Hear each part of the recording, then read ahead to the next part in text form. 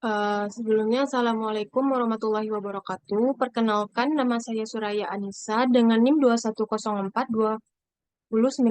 Pada kesempatan kali ini, saya ingin mempresentasikan hasil dari materi makalah saya, yaitu mengenai pengurangan risiko bencana dan ketahanan terhadap bencana.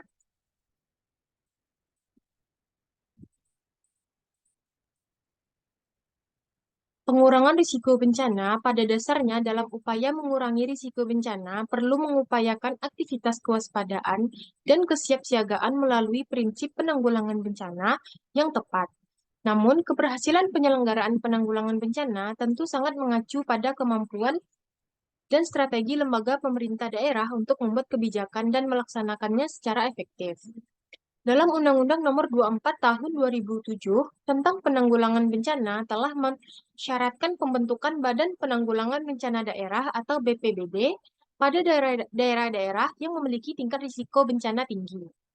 Badan Penanggulangan Bencana Daerah merupakan organisasi pemerintah daerah untuk melaksanakan kegiatan penanggulangan bencana yang mencakup pencegahan dan mitigasi bencana, kesiapsiagaan, penanganan darurat, rehabilitasi, serta rekonstruksi secara adil dan setara, melakukan pengkoordinasian pelaksanaan kegiatan penanggulangan bencana secara terencana, terarah, terpadu, dan menyeluruh. Berikut adalah beberapa strategi penanggulangan bencana yang dilakukan oleh BPBD dalam mengurangi risiko bencana. Yang pertama yaitu perkuatan aturan dan kapasitas kelembagaan. Strategi ini merupakan upaya dalam menata ulang peraturan yang mendukung penyelenggaraan penanggulangan bencana. Selain itu juga selaras dengan upaya peningkatan kapasitas kelembagaan yang terkait dengan upaya pengurangan risiko bencana. Upaya perkuatan aturan dan kapasitas kelembagaan dalam pelaksanaannya difokuskan untuk mencapai penguatan kerangka hukum, penyelenggaraan penanggulangan bencana, dan peningkatan kapasitas serta akuntabilitas tata kelola penanggulangan bencana. Yang kedua yaitu perencanaan penanggulangan bencana terpadu. Strategi dalam perencanaan penanggulangan bencana lebih terpadu difokuskan dalam upaya mengintegrasikan RPB dalam RPJMD. Perencanaan ini ditindaklanjuti ke dalam rencana strategis dan rencana kerja tahunan seluruh SKPD. Untuk mencapai sasaran dalam mewujudkan perencanaan penanggulangan bencana terpadu dapat melalui program seperti penga- pengaruh utamaan penanggulangan bencana dalam pembangunan pemaduresrasian mekanisme penyelenggaraan penanggulangan bencana. Yang ketiga yaitu pendidikan, pelatihan, dan penelitian. Salah satu persiapan yang dilakukan sebelum bencana itu adalah dengan mempersiapkan sumber daya manusia dengan baik. Baik sumber daya manusia internal, Badan Penanggulangan Bencana, atau BPD, maupun seluruh elemen masyarakat. Mengingat bencana alam tidak bisa diketahui secara pasti kapan dan di mana akan terjadi, sehingga perlu adanya kesiapan sumber daya manusia yang siap dan tanggap dalam menghadapi bencana yang sewaktu-waktu terjadi. Untuk itu, strategi ini diharapkan adanya perubahan jangka panjang yang berfokus pada pergeseran paradigma untuk pengurangan risiko bencana yang lebih efektif. Pola pergeseran paradigma dapat menggunakan pengembangan strategi pendidikan dan penyadaran pada pendidikan formal, non-formal, informal, dan bentuk informal informasi yang mungkin, serta melakukan beberapa riset atau penelitian terkait bencana yang pernah terjadi. Yang keempat, yaitu peningkatan kapasitas, kolaborasi, dan partisipasi masyarakat. Strategi dalam peningkatan kapasitas, kolaborasi, dan partisipasi masyarakat difokuskan kepada program pemberdayaan masyarakat dan perkuatan fungsi kemitraan dalam pengurangan risiko bencana melalui optimalisasi pemberdayaan masyarakat untuk penanggulangan bencana. Langkah ini dilakukan untuk menciptakan kemandirian dan keterlibat aktif masyarakat. Selain itu juga adanya peningkatan kemitraan multi pihak dalam penanggulangan bencana.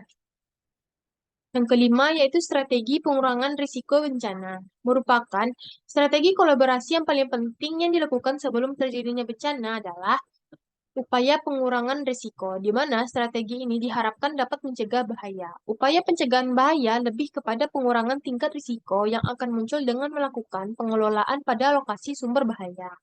Dengan adanya perlakuan di sumber bahaya, maka diharapkan kejadian bencana dapat dihilangkan.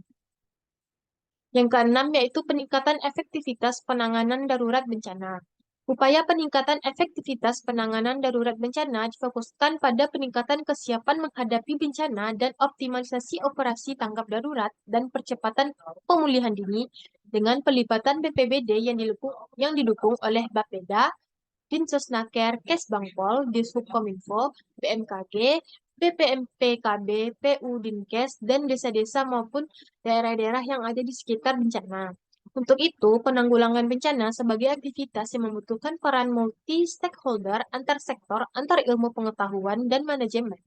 Maka seluruh elemen harus bisa berkolaborasi dalam pengoordinasian perencanaan, pemanfaatan, pengawasan dan pengendalian sumber daya, baik sumber daya yang manusia maupun keuangan agar pelaksanaan manajemen bencana bisa berjalan maksimal. Selanjutnya yaitu materi mengenai pengurangan risiko bencana berbasis tata ruang. Penataan ruang diklasifikasikan berdasarkan sistem fungsi utama kawasan, wilayah administratif, kegiatan kawasan, dan nilai strategis kawasan.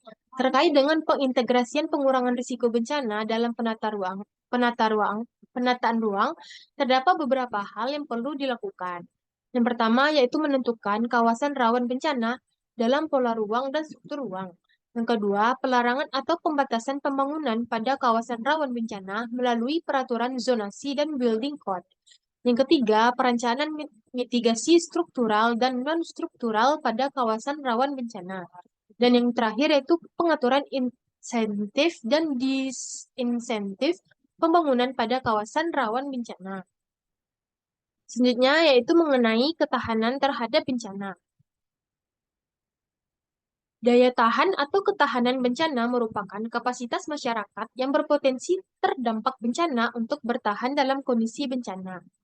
Masyarakat secara geografis memiliki tingkat kerentanan dan ketahanan yang berbeda-beda, yang mana hal ini akan mempengaruhi pemulihan pasca bencana. Penilaian ketahanan memiliki tantangan tersendiri karena kompleksnya faktor yang mempengaruhi tingkat ketahanan, baik dari interaksi dinamis serta kompleks dalam masyarakat dan juga lingkungan tempat tinggal mereka. Ketahanan masyarakat adalah kemampuan untuk mengelola bencana melalui proses adaptasi, mempertahankan fungsi-fungsi dasar di dalam masyarakat yang menentukan keberlanjutan kehidupan, serta kemampuan untuk memulihkan diri kepada keadaan semula. Masyarakat yang tahan terhadap bencana meliputi yang pertama yaitu kapasitas komunitas untuk dapat mengurangi terhadap risiko atau kerusakan melalui mitigasi atau adaptasi. Yang kedua, kapasitas untuk mempertahankan fungsi-fungsi dasar dan struktur di dalam keadaan bencana. Yang ketiga, kapasitas untuk memulihkan diri pasca kejadian bencana. Hal tersebut meliputi ketahanan atau resiliensi yang tercipta karena kapasitas masyarakat maupun karakter yang mendukung ketahanan masyarakat. Selanjutnya yaitu mengenai ketahanan terhadap bencana dengan metode best practice berbasis komunitas. Forum komunitas. Kegiatan musyawarah pembentukan dimulai dengan memberikan penjelasan kepada peserta tentang tujuan, tugas, dan fungsi pembentukan forum. Forum komunitas memiliki peran strategis dalam upaya meminimalisir bencana. Pengumpulan data di lapangan melibatkan forum masyarakat. Keterlibatan forum masyarakat dalam best practice merupakan sarana yang efisien karena memberikan ruang bagi forum untuk saling bertukar pengetahuan dan ide dalam menawarkan solusi pemecahan masalah. Metode-metode yang diterapkan pada aspek ini diantaranya adalah teknik pengumpulan data kuantitatif, yaitu metode observasi dengan mengamati, merekam, mengukur, dan mencatatnya secara langsung di lapangan berbasis Sistem Informasi Geografis atau SIG. Selanjutnya itu Forum Masyarakat Tangguh atau Formata. Formata merupakan sebuah forum masyarakat tangguh dalam menghadapi dan mengurangi risiko bencana berbasis sumber daya alam, lingkungan, dan kesehatan di masa yang akan datang. Pembentukan forum ini sangat penting dikarenakan forum ini bertujuan sebagai penasehat, fasilitas, dan konsultasi yang memungkinkan terjadinya penurunan risiko bencana. Melalui berbagai aspek yang dibangun melalui proses yang inklusif dan yang melibatkan berbagai pihak. Pembentukan forum masyarakat tangguh atau formata diawali dengan pemilihan peserta melalui metode wawancara. Calon anggota forum masyarakat tangguh yang diwawancarai terdiri dari aparat, karang taruna, serta masyarakat setempat. Berdasarkan hasil wawancara tersebut, kemudian dipilih anggota untuk bergabung dengan forum.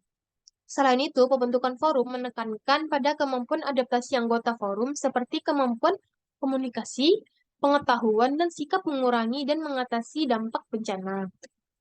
Selanjutnya yaitu identifikasi potensi sumber daya alam.